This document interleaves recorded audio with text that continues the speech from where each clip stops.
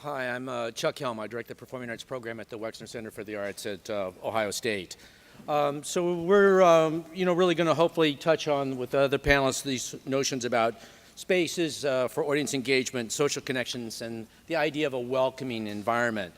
In some of the earlier presentations this morning, people did talk about certain instances about what it means for younger audiences and young people to be involved with technology and what the kinds of expectations, and that's something we definitely want to touch upon. But it's definitely, I think, whether you see this as in opposition to performance or an expanded or different role or an evolving role about it, I think that it's nonetheless certainly a well-established fact that we do live in an increasingly accelerated society, and that relationships are definitely happening more through media than oftentimes in other ways.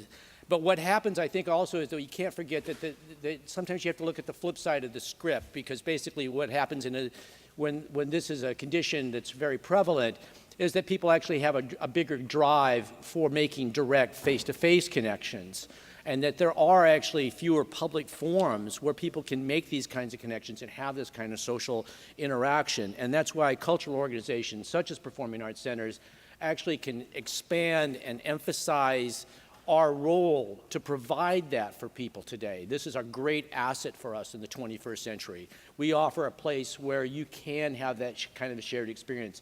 And I think it's a very different kind of shared experience in live performance than it is, for instance, in going to a film, perhaps, or going to an art gallery. The kind of notion that we're hopefully creating a moment where people are leaning forward in their seats and embracing what's happening and kind of very much aware of what's happening with their fellow audience member is something that we can expand upon and try to create kind of not only a wider sort of social interaction possibility, but perhaps look at our role in light of a broader cultural context and not strictly about going just to a performance.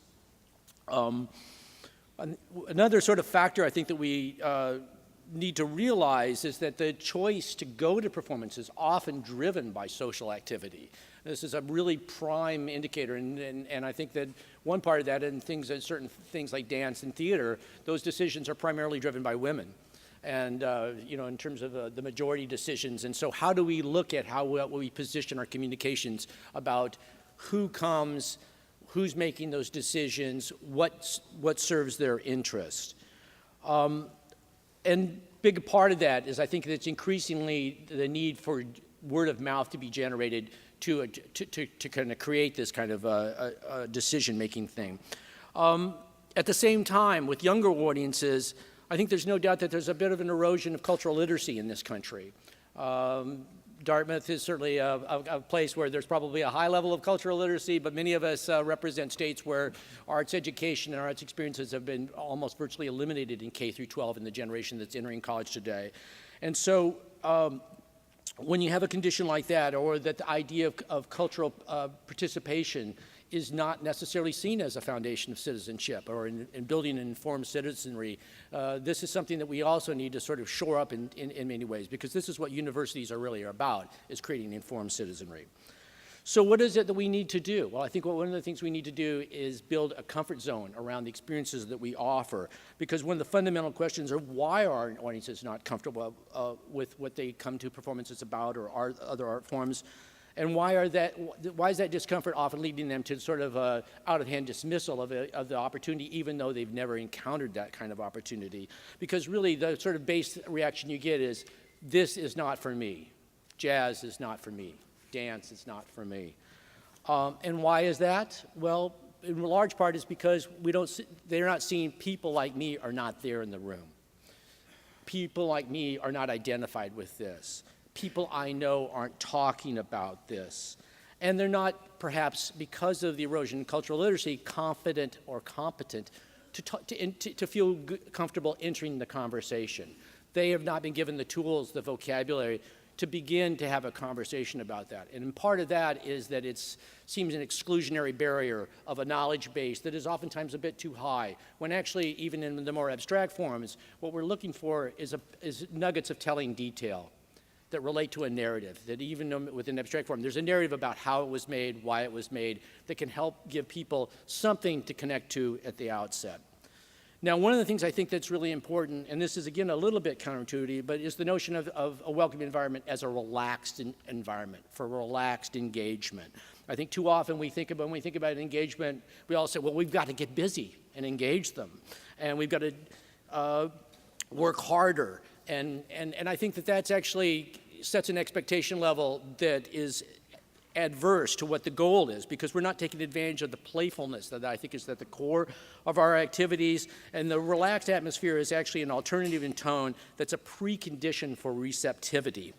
And we need to really sort of emphasize this kind of thing. And I think we need to, not that technology doesn't play a role, because I think social media and web presences are very important for getting people engaged, but I think that the actual spaces themselves, the transition and the flow from exterior spaces, plaza-like spaces, into lobby spaces, into the venues, should look a bit more like a garden or like a park, and that we should have that kind of an idea, and we should get people into more of a relaxed environment where they're more receptive. And I also think that we should also look at synergies, and I know Steve Lacker is going to touch about this, about what kind of partnerships we should think about, and think about how we can take advantage of other activities. For instance, I'm at a multidisciplinary arts center, so we get a lot of synergy off of what we do in our other disciplines. You can look at bringing other arts entities or other kinds of university resources. For instance, if you have a botanical department, why isn't there a greenhouse that they want to get people to, a connecting thread between your parking ramp and your theater lobby? You know, and why isn't these kinds of things about this? And then we also had talked earlier about a lot of generational differences, and I think that this is something important too, is that we look at things such as green values, or are you providing as much bike rack space as you are for car parkings? Are you providing crying rooms for people who want to bring their children to performances but still want to have to deal with junior if there's a moment that arises? And I think we're going to be looking more at kind of informal values, non-institutional values, and dare I say it, perhaps non-academic values in terms of the look of the space. Not to say that these are not spaces for learning, but there are spaces that really create that comfort zone where we can hopefully have a culture of curiosity and a shared sense of discovery. Thank you.